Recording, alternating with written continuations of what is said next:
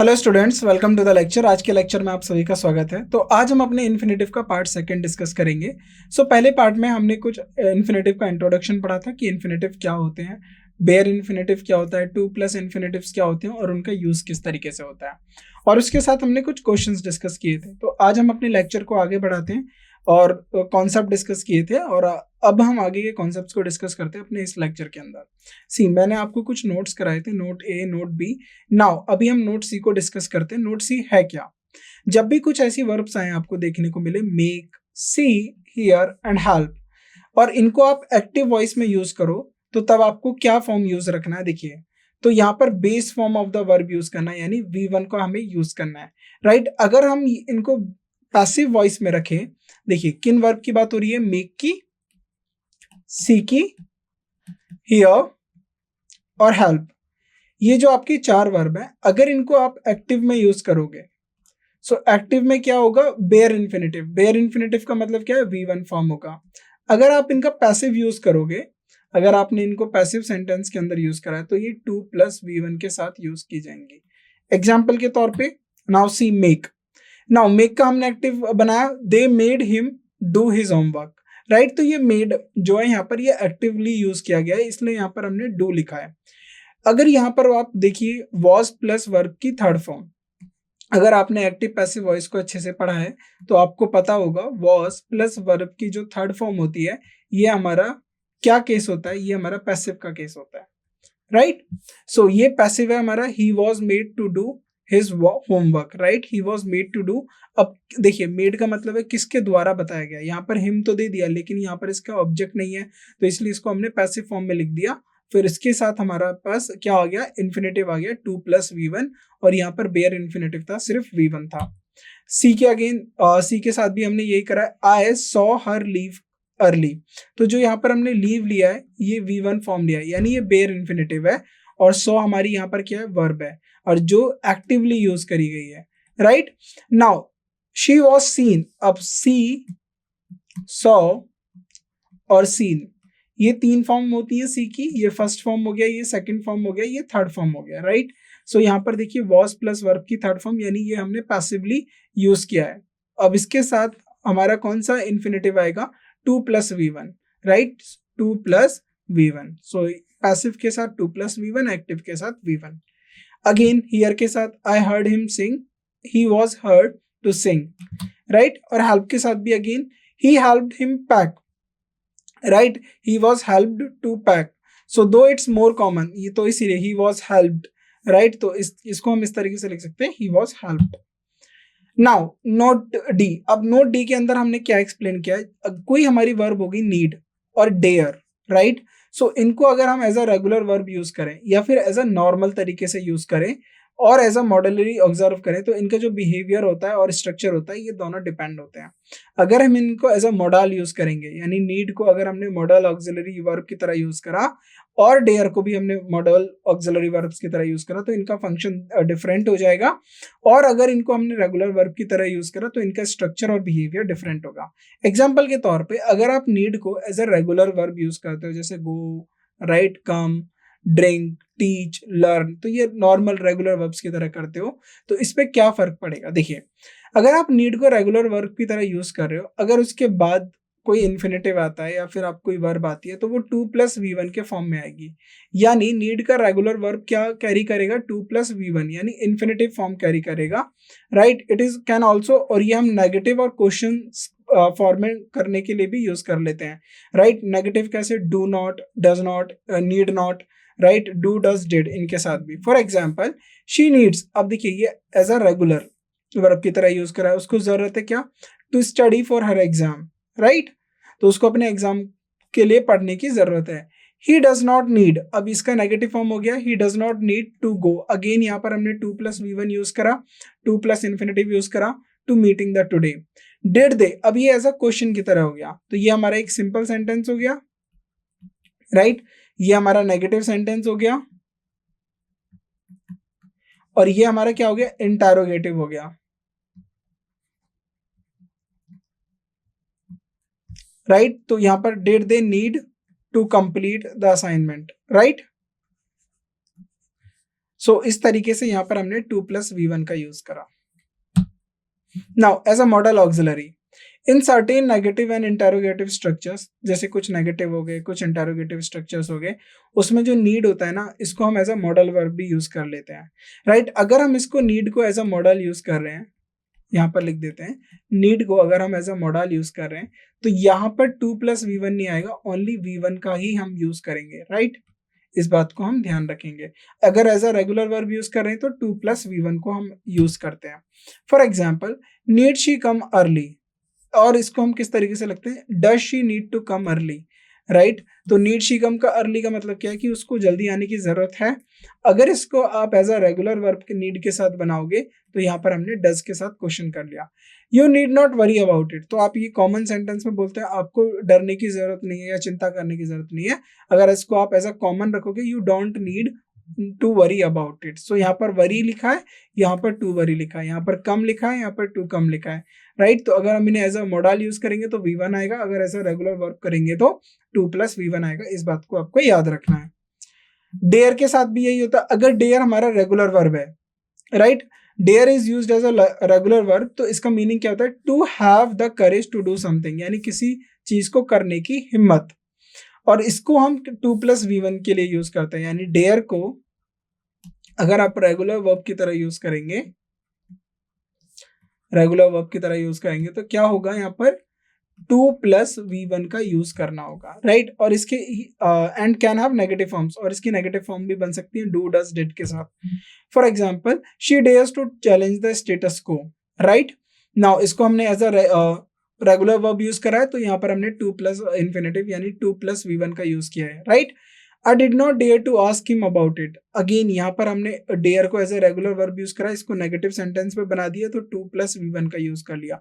Do you dare to face your fears, तो क्या तुम में हिम्मत है अपने फियर को फेस करने का, तो अगेन डेयर को हमने एज अ नॉर्मल वर्ब रखा है, 2+V1 के साथ हमने ये कंडीशन रख दिया।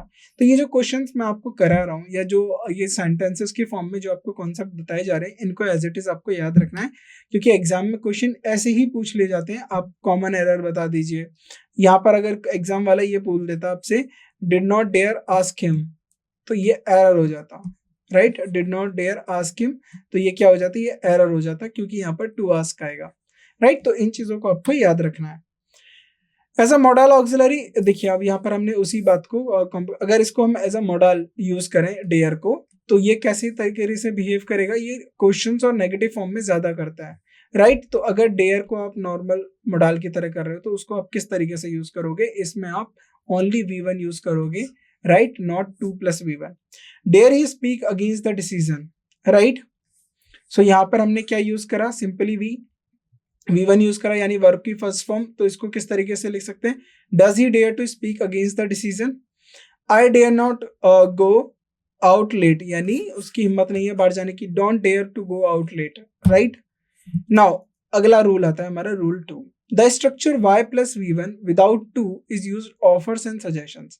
तो जब भी हम y+V1 यूज करते हैं बिना 2 के, तो ये जो स्ट्रक्चर होता है ये किस चीज में हेल्प करता है, ये जो स्ट्रक्चर होता है ये आपको ऑफर्स और सजेशन में हेल्प करता है। फॉर एग्जाम्पल, राइट, अगर हम कंस्ट्रक्शन कर रहे हैं y0+V1, ये याद रखिएगा, ये मोर कॉमन होता है, राइट। अब ये किसी गुड आइडिया के लिए क्या ना, वाई नॉट डू दिस, तो इसका मतलब यह किसी गुड आइडिया को लेके उसको एक्शन को लेकर बात कर रहा होता है। नाउ एग्जांपल के तौर पे देखते हैं, y+V1, why go to the store when you can order online, तो ये सजेशन है कि स्टोर पे क्यों जाना जब तुम ऑनलाइन ऑर्डर कर सकते हो। Why wait, we can start now, हम वेट क्यों करें, हम खुद ही इसको शुरू कर लेते हैं। तो यहाँ पर क्या देख रहे हो, ये सजेशन और किसकी बात कर रहा है, ये सजेशन और ऑफर की बात कर रहा है, राइट। सो y+V1, आप ये याद रखेंगे। Now why not +V1, why not join us for dinner, तो यानी ये पूछा जा रहा है कि हमें क्यों नहीं ज्वाइन करते हो डिनर के लिए। Why not try a new approach, नए अप्रोच से क्यों नहीं ट्राई करते हो, राइट। तो ये यहाँ पर why not +V1, right.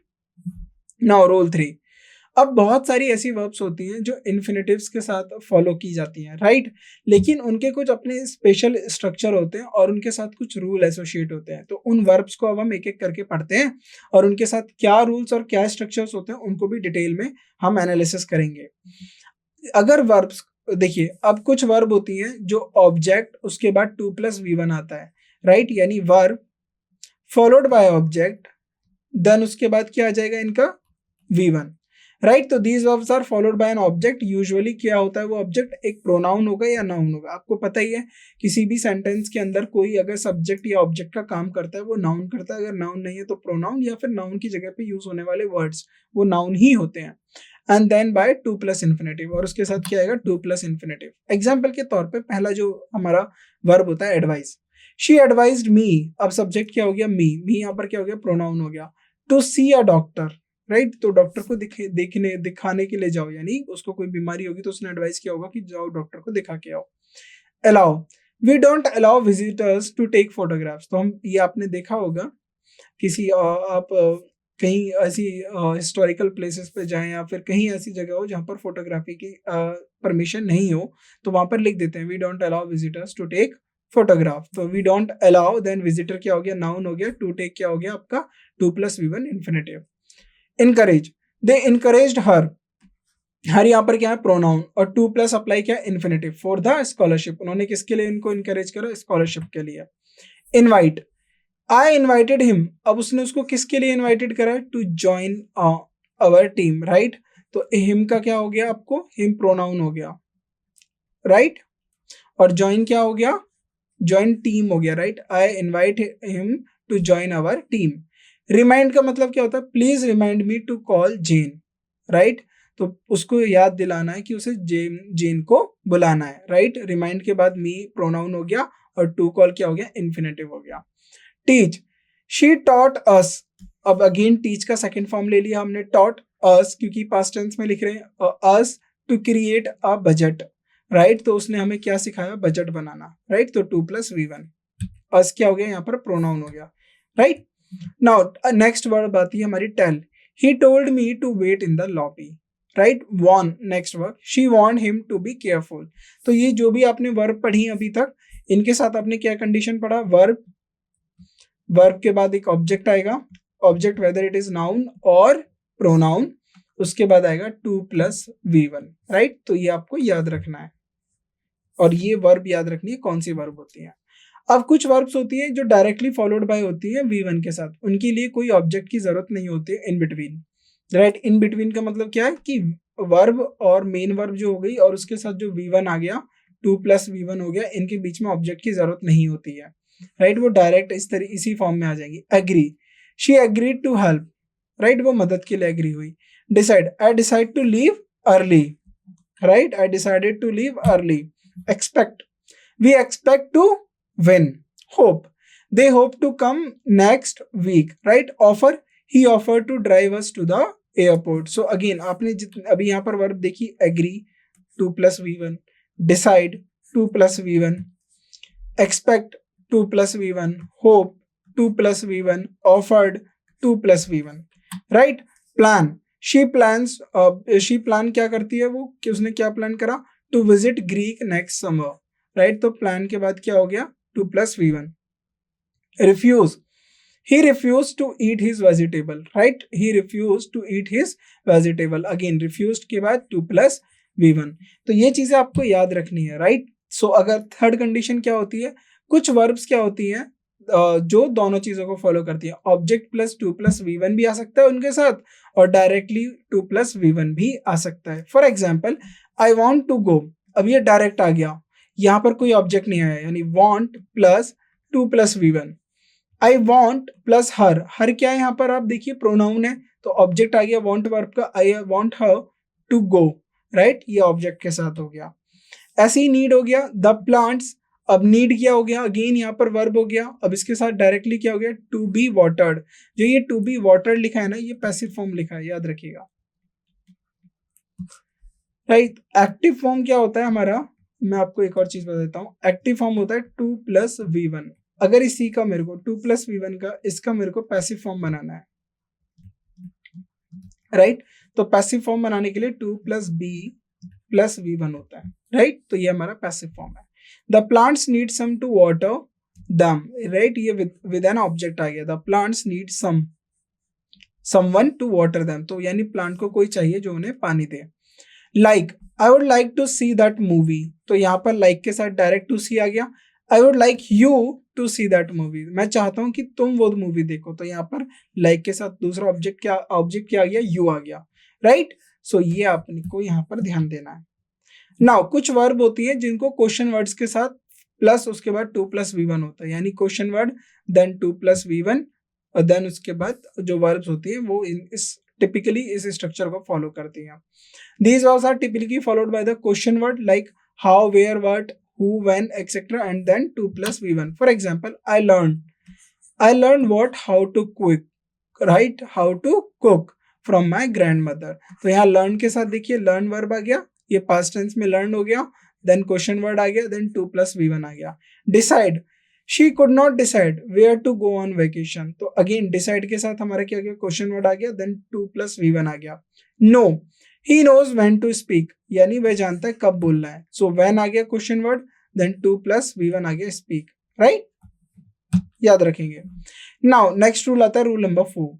When two infinitives are connected, अगर दो infinitives को connect कर दिया जाए किसी conjunction के साथ या फिर किसी comparative words के साथ, तो ये बहुत common होता है कि दूसरे infinitive के साथ 2 नहीं आएगा. For example, मैंने 2+V1 लिखा and then उसके बाद लिख दिया and, right?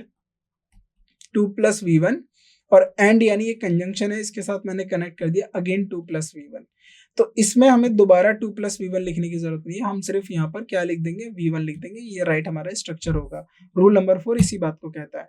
अब कौन से ऐसे वर्ड्स हैं वो हम देख लेते हैं एक बार. एंड, नाउ एग्जाम्पल के तौर पे I want to study hard and to pass नहीं लिखेंगे, simple I want to study hard and pass my exams.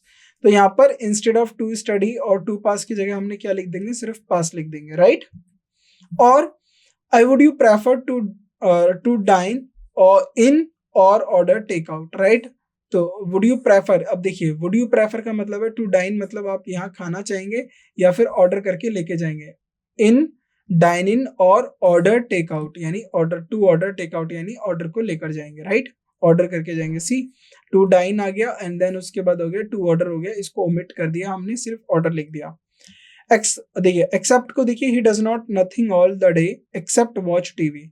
So he does nothing, उसने कुछ नहीं किया, all the day except watch. अब देखिए यहाँ पर एक्सेप्ट टू वॉच की जगह हमने क्या लिख दिया, एक्सेप्ट वॉच, राइट. सो ये कनेक्टर्स होते हैं. But in the same sense of except, यानी वो उसी का सेंस देगा, right. He does nothing but complain, वो कुछ नहीं करता है लेकिन कंप्लेन करता है. तो टू कंप्लेन की जगह क्या लिख दिया हमने, complain. Now than, she would rather travel by train than fly. तो यहाँ पर देन जो है ना कंपैरिजन है, किसका कंपैरिजन है, ट्रैवल का, किससे, ट्रेन और फ्लाई से, राइट. सो यहाँ पर टू फ्लाई की जगह हमने क्या लिख दिया, सिर्फ fly, right. As, he works to support his family as provide their needs, right. He works to support, किस लिए काम करता है, अपनी फैमिली के लिए. his family as provide for their needs, right. so यहाँ पर to provide की जगह हमने क्या लिख दिया, सिर्फ provide. like, I would like to dance like sing without care, right. तो to dance के साथ हमने like लिया और उसके बाद sing की जगह हमने क्या लिख दिया, sing without care, right. Now next आता है रूल नंबर 5. अब रूल नंबर 5 क्या होता है, इस पे हम अच्छे से समझते हैं इसे. अब हमारे कुछ इन्फिनिटिव्स होते हैं, उसके साथ हमारे कुछ सुपरलेटिव एडजेक्टिव्स होते हैं, और या फिर ऑर्डिनल नंबर हो गया, फर्स्ट, सेकंड, थर्ड, फोर्थ, इस तरीके से ऑर्डिनल नंबर होते हैं, right. First, second, last, mid, as well as कुछ वर्ड्स होंगे जैसे ओनली के साथ हो जाएंगे. तो इनके साथ हम कुछ कॉमन कंस्ट्रक्शन किस तरीके से करते हैं ये देखते हैं. सुपरलेटिव एडजेक्टिव के साथ भी हमारे 2+V1 आता है, यानी इन्फिनिटिव आते हैं. This is the best way to learn English. तो ये सब बेस्ट आ गया. अब द बेस्ट आ गया, तो यानी ये सुपरलेटिव है. एक होता है कंपैरेटिव, जिसमें आप ईयर और आर लगाते हैं, right. Better than this, smaller than this, larger than this, तो ये होता है कंपैरेटिव. और एक नॉर्मल होता है, स्मॉल, लार्ज, बिग. और उसके बाद आता है superlative, biggest, largest, smallest, right. So वो हमारे होते हैं superlative, right. She is the most qualified person. अब द मोस्ट क्वालिफाइड आ गया, सुपरलेटिव हो गया, to handle this report, 2+V1. It is the easiest method, again the easiest, superlative, to solve the problem, right. Now अब ordinal हो गया, first, second, third, इस तरीके से. He was the first to arrive at the party, वो पहला था जो पार्टी में अराइव किया, यानी ऑर्डिनल. देन उसके बाद 2+V1. She always the first to volunteer for extra task, वो पहली है जो हमें, वो पहली रहती है हमेशा जो वॉलंटियर करती है किसमें, एक्स्ट्रा टास्क में। तो यानी first then 2+V1, right. Now second, she was the second to know the secret, यानी वो दूसरी जिसे ये सीक्रेट पता है। तो again ordinal number 2+V1, this was the second to feature in the list of best seller, again second 2+V1, right. So ये याद रखेंगे आप। Last, he was the last to leave the office, वो last था जिसने office छोड़ा था। Last 2+V1, I was the last to find out about the surprise, again last 2+V1, right. Only, she is the only one, अब only के साथ again 2+V1 to complete the task on time. He was the only student to score a perfect 100, यानी वो अकेला student है जिसने 100 अंक प्राप्त किए हैं, right. Only again 2+V1। Now rule number 6, using infinitives after adjective like easy, hard, difficult, impossible, good, ready helps specific the action related to the quality described by the adjective। यानी जब भी अगर हम infinitive यूज करते हैं adjectives के साथ, जैसे कि easy हो गया, hard हो गया, difficult हो गया, impossible हो गया, good हो गया, ready हो गया, तो ये क्या हेल्प करेगा, क्या सिग्निफाई करेगा कि जो एक्शन रिलेटेड है ना उस पर्टिकुलर थिंग से, तो टू द क्वालिटी, राइट, उस क्वालिटी के एक्शन को रिलेट करेगा, राइट, जो एडजेक्टिव में डिस्क्राइब करा। एग्जांपल के तौर पे अगर हम इजी यूज करते हैं, it is easy to understand the concept when she explain it, right. तो उसके एक्सप्लेनेशन की क्वालिटी को बता रहे हैं कि वो बहुत ईजी है समझने में जब वो एक्सप्लेन कर दिया। The software is easy to use, right, तो सॉफ्टवेयर की क्वालिटी को लेकर बता रहा है कि वो ईजी है यूज करने के लिए, right. Now hard, it is hard to believe that story, तो ये मुश्किल है किस पे, उस स्टोरी पे बिलीव करना, राइट। तो ये उसकी क्वालिटी को और ज्यादा निखार रहा है।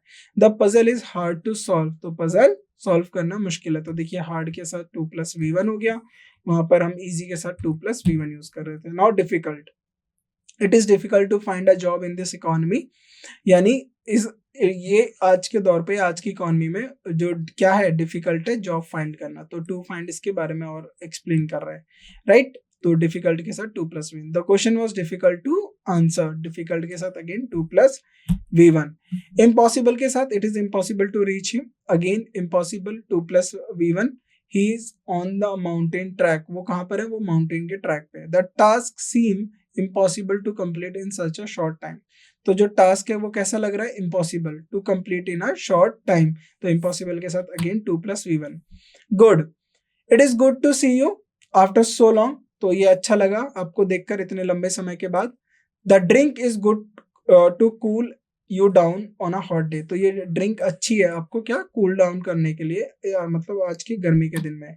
Ready, I am ready to go now, so मैं रेडी हूँ जाने के लिए। The team is ready to present their findings, right. So now rule number 7, when using quantifying determiners, तो जब भी हम क्वांटिफाइंग डिटरमिनर्स यूज करते हैं नाउन्स के बाद, right, followed by nouns, right, it is common to use 2+V1, तो बहुत कॉमन होता है उनके साथ क्या करना, 2+V1 यूज करना, जिससे हम इंडिकेट करते हैं स्पेसिफिक एक्शन उस पर्टिकुलर रिलेटेड क्वांटिटी को लेकर। एग्जाम्पल से समझते हैं। Few, he has few books to read over the summer, right, उसके पास कुछ किताबें हैं समर में पढ़ने के लिए, राइट। Few books to read, again there are few task to complete, few task हैं क्या, कंप्लीट करने के लिए, before we can wrap up the project, right. Quantifiers के साथ हमारा क्या आ गया, देखिए क्वांटिफायर्स के साथ नाउन आ गया, यहाँ पर अगेन क्वांटिफायर फ्यू है, नाउन आ गया, देन उसके बाद 2+V1, right. Now little, there is little time to waste, right, little के साथ अगेन टाइम क्या है, बहुत कम समय है बर्बाद करने के लिए। द डेडलाइन इज अप्रोचिंग, जो डेडलाइन है वो नजदीक आ रही है। शी हैज लिटिल पेशेंस, उसके पास क्या है, बहुत कम धैर्य है। To deal with such issues, ऐसे इश्यूज से डील करने के लिए, तो 2+V1, राइट। Plenty, we have plenty of food, plenty का मतलब होता है इनफ क्वांटिटी में, to eat at the picnic. There are plenty of games to play at the carnival, right, carnival का मतलब होता है मेला। Enough, I don't have enough money to buy that car, मेरे पास ज्यादा पैसा नहीं है उस कार को खरीदने के लिए। तो इनफ के बाद मनी आ गया नाउन, देन 2+V1 हो गया हमारा buy, right. There is enough space to store all the equipment, तो इनफ के बाद अगेन नाउन क्या हो गया, space, and then to store क्या हो गया, इन्फिनेटिव, राइट। टू अगेन ऐसे ही too much, he has too much work to do over the weekend, there is too much sugar to use in this recipe. Many, there are many exercises to complete in this book. Many, she has many stories to tell her travels. तो right, so rule number 8 हम next class में discuss करते हैं। तो ये जो मैंने rules पढ़े आपको, रूल नंबर 2 से लेके 7 तक, आप इनको अच्छे से पढ़िए और इनके जो मैंने आपको सेंटेंस दिए हुए हैं इनको समझिए, इनको पढ़ के उस रूल का यूज समझिए किस तरीके से यूज हो रहे हैं, क्योंकि एग्जाम में आपको डायरेक्ट क्वेश्चन मिल जाएगा और आपको उसमें से एरर फाइंड करनी है। तो अब मान लीजिए यहाँ पर लिख देते हैं, she has many stories tell, या फिर telling, for telling from her travels. तो अब यहाँ पर गलत हो जाता है, आपको पता है क्वांटिफायर्स के बाद नाउन आया, लेकिन अगर हमें वहां पर इन्फिनिटिव यूज करना है तो 2+V1 यूज होगा। तो इस तरीके से आपको रूल्स को समझना है, उनके एप्लीकेशंस को समझना है। जब आपको रूल्स यूज करने आ जाएंगे, सेंटेंस में लगाने आ जाएंगे, देखने आ जाएगा कि कहाँ पर रह रहा है कहाँ पर नहीं है, तो इन्फिनिटिव के ऊपर आपकी कमांड हो जाएगी और आप इजीली उनसे रिलेटेड क्वेश्चन बना पाएंगे। राइट, बाकी के जो रूल्स है वो हम अपनी नेक्स्ट क्लास में डिस्कस करते हैं और इनको प्रैक्टिस करिए आप। जैसे यहाँ पर मैंने कुछ आपको स्टेटमेंट्स या क्वेश्चंस, सेंटेंस बना के दिए, तो आप खुद से भी कुछ क्वेश्चंस ट्राई कर सकते हैं, कुछ खुद से स्टेटमेंट्स बना सकते हैं, सेंटेंस लिख सकते हैं, तो उससे आपको और ज्यादा फेमिलियरिटी हो जाएगी इन्फिनेटिव को यूज कैसे करते हैं और आप इजी टू अंडरस्टैंड हो जाएगा। राइट, सो आज की क्लास को हम यहीं एंड करते हैं, बाकी के जो रूल्स हैं उसको हम अपनी नेक्स्ट क्लास में कवर करते हैं। Thank you so much.